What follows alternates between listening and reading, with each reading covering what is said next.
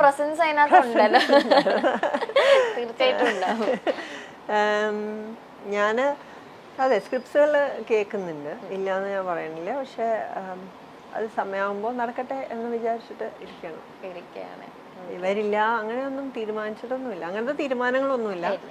പക്ഷെ ഒരുപാട് കാര്യങ്ങൾ ലൈനപ്പായി വരണം ഞാൻ അവിടുന്ന് എത്തണമെങ്കിൽ. അതുകൊണ്ട് അതുപോലേക്ക് ഇപ്പൊ US-ലാണെന്നുള്ളതൊരു റീസൺ ആണോ ഇപ്പൊ ഇങ്ങോട്ട് വരാൻ പറ്റാത്തതിന്റെ? അങ്ങനത്തെ ഇല്ല, അങ്ങനെയില്ല. ഇപ്പോഴത്തെ ഒരു സ്റ്റേജില് ലോകം ഇങ്ങനെ ചെറുതായിക്കൊണ്ടിരിക്കുക. സോ അപ്പോൾ നമുക്ക് ഒരുപാട് കാര്യങ്ങളെല്ലാം പ്ലാൻ ചെയ്ത് സെറ്റാക്കിയിട്ട് വന്ന് ഇറ്റ് ഈസ് ഡൂവബിൾ ആണ്, പോസിബിൾ ആണ്.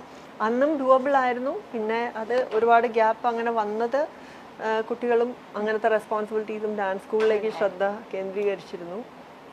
അപ്പം അങ്ങനെയൊക്കെ അപ്പോഴും ഇടയ്ക്കിടയ്ക്കൊക്കെ ഇങ്ങനെ സ്ക്രിപ്റ്റ്സ് ഒക്കെ കേൾക്കുന്നുണ്ടായിരുന്നു. പക്ഷെ എന്തെങ്കിലുമൊക്കെ റീസൺ കൊണ്ട് അതിൻ്റെ ടൈമിങ് വരുമ്പോൾ ഒന്നുകിൽ അവിടെ മാറിപ്പോവും, അല്ലെങ്കിൽ അതിൻ്റെ അവർ സെറ്റ് ആകുമ്പോൾ എനിക്ക് വരാൻ പറ്റില്ല. അങ്ങനെയൊക്കെ ഹിസ്റ്ററി, സിവിക്സ്, ജോഗ്രഫി ഇതൊക്കെയാണ് എൻ്റെ തലയിൽ. അപ്പോൾ ആദ്യത്തെ 5-6 ദിവസം അങ്ങനെയായിരുന്നു.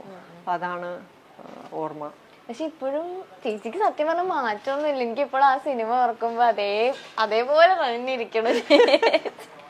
മണിച്ചേട്ടൻ എങ്ങനെയായിരുന്നു സെറ്റിൽ? ഭയങ്കര എന്റർടൈനിങ് ആയിരിക്കും. വളരെ എന്റർടൈനിങ് ആയിരുന്നു. അതെ, ഒരുപാട് നല്ല മെമ്മറീസ് ഉണ്ട്. ആക്ച്വലി ഒരു സോങ് സീക്വൻസ് ഉണ്ട് അതില്, പിന്നെ ഒരുപാട് കോമഡി സീൻസ് ഉണ്ട്. ആക്ച്വലി അതില് ഒത്തിരി പേരുണ്ട്. ജഗതി അങ്കിൾ ഉണ്ട്, ഇന്ദ്രൻ ചേട്ടനുണ്ട്, സൈനൊക്കെ ഉണ്ടായിരുന്നു, ലളിത ആൻറ്റി, ചിപ്പി ചേച്ചി, ജഗദീഷ് ചേട്ടൻ, ഭയങ്കര സ്റ്റാർ കാസ്റ്റ് ആയിരുന്നു.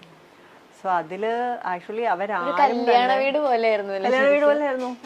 എന്നിട്ട് അവരാരും, രാജു അങ്കിൾ ഉണ്ടായിരുന്നു, അവരാരും ഒരു ബിഗിനർ ആണ് നമ്മുടെ കൂടെ. അങ്ങനത്തെ ഒരു സ്ട്രെസ് എനിക്ക് ഫീൽ ചെയ്തിട്ടേ ഇല്ല.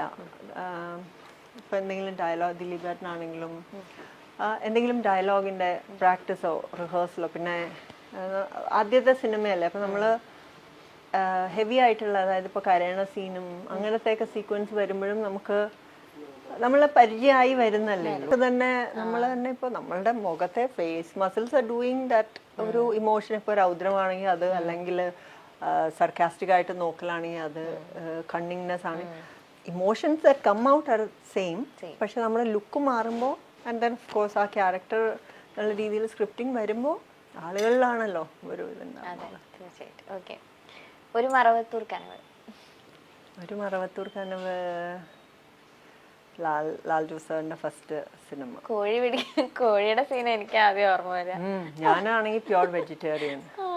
എന്നിട്ട് ഞാൻ വിളമ്പി കൊടുക്കലൊക്കെ ഉണ്ട്, ചിക്കൻ കറിയൊക്കെ വിളമ്പി കൊടുക്കണ സീനൊക്കെ ഉണ്ട്. പിന്നെ കുറേ ഓടുന്ന സീക്വൻസ് ഉണ്ടായിരുന്നു. ഒരു പാവടയും ബ്ലൗസ് കൊടുത്തിട്ട് രാവിലെ തൊട്ട് ഓടാൻ തുടങ്ങി. എല്ലാ ദിവസവും രാവിലെ ഓടലായിരുന്നു. ഇവിടെ നിന്ന് ഇങ്ങോട്ട് ഓടൂ, ഓക്കെ. രാവിലെ ബ്രേക്ക്ഫാസ്റ്റിന് മുമ്പ് കുറച്ച് ഓടിയിട്ട് പോയി ബ്രേക്ക്ഫാസ്റ്റ് കഴിച്ചോളൂ. അപ്പം നമ്മൾ എക്സസൈസ് ഒന്നും ചെയ്യണ്ട. രാവിലെ എഴുന്നേരം എന്തായാലും അതൊരു ഓറഞ്ച് മഞ്ഞയും ഇങ്ങനെ ഒരു അത് ഇട്ടിട്ട് ഈ പൊള്ളാച്ചിയിലെ വെയിലില് നല്ല സുഖ. രാവിലെ 7 മണി തൊട്ട് നല്ല സുഖം. Everyday free.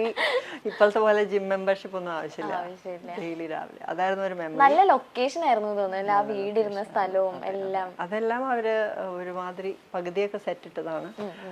പിന്നെ അതിൽ സുകുമാരിയമ്മ ഉണ്ടായിരുന്നു. അപ്പം ഞാനും എൻ്റെ അച്ഛനും സുകുമാരിയമ്മയും കൂടെ ഇങ്ങനെ, സുകുമാരിയമ്മ ഒരുപാട് അമ്പലങ്ങൾ അറിയാം, എപ്പോഴും അമ്പലങ്ങളിലൊക്കെ പോകും.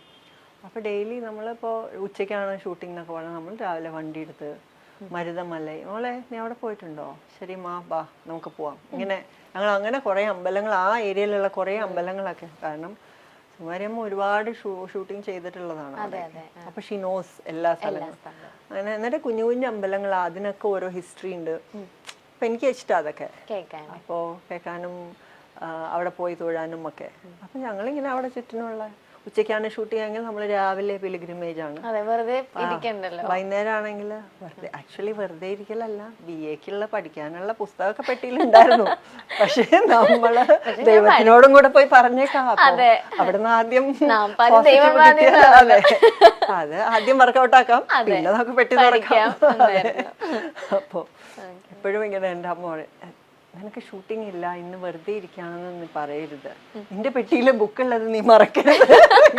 അമ്മ ടീച്ചറായിട്ട് അത് ഉള്ളിന്ന് ഇങ്ങനെ വരും. എന്റെ പ്രീ ഡിഗ്രിയും ഡിഗ്രിയും ഒക്കെ സിനിമയുടെ കരിയർ ഉള്ള സമയത്ത് തന്നെയാണ് ഞാൻ ചെയ്തത്.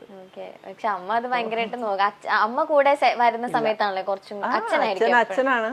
അപ്പൊ അച്ഛനെ ഇങ്ങനെ രാവിലെ അമ്മ വിളിച്ചിട്ട് അവളെല്ലാം വായിക്കണ്ടോ, അവളെല്ലാം പഠിക്കണ്ടോ ഇതൊക്കെ ചോദിക്കുമായിരുന്നു. അപ്പോൾ പക്ഷെ ഇതാണ് ഒരു മെമ്മറി. ഒരുപാട് അമ്പലങ്ങളിൽ പോയതും പിന്നെ ശ്രീനിയേട്ടൻ്റെ കൂടെയുള്ള കോമ്പിനേഷൻ, അതിൽ ഒരുപാട്, അതും എല്ലാം ഒരുപാട് ആർട്ടിസ്റ്റുകളുള്ള സിനിമകളാണ്. ലാസ്റ്റ് കഥാനായകൻ. കഥാനായകൻ അനദർ കല്യാണ വീട്. കല്യാണ വീടെന്നൊന്നും പറഞ്ഞാൽ പോരാത്. അത് വല്ല എനിക്കറിയില്ല അതിനെന്താ ഒരു എന്താ എംപയർ എന്നോ വല്ല കിങ്ഡം എന്നൊക്കെ പറയേണ്ടി വരും. ആക്ച്വലി അതില് ഒരു കാറ് എനിക്ക് സമ്മാനമായിട്ട് തരുന്നുണ്ടെന്നൊക്കെ പറഞ്ഞിട്ട്, അപ്പം ഞാൻ അതിന് തൊട്ട് മുമ്പ് ഒരു സിനിമ കഴിഞ്ഞ് രണ്ടാമത്തെ സിനിമ കുറച്ച് ഗ്യാപ്പേ ഉള്ളൂ, അതെൻ്റെ മൂന്നാമത്തെ ചിത്രമാണ്. അപ്പോൾ അതിന് വേണ്ടി അതിനാണ് ഞാൻ ഡ്രൈവിംഗ് ഒക്കെ പഠിച്ചത് ആക്ച്വലി.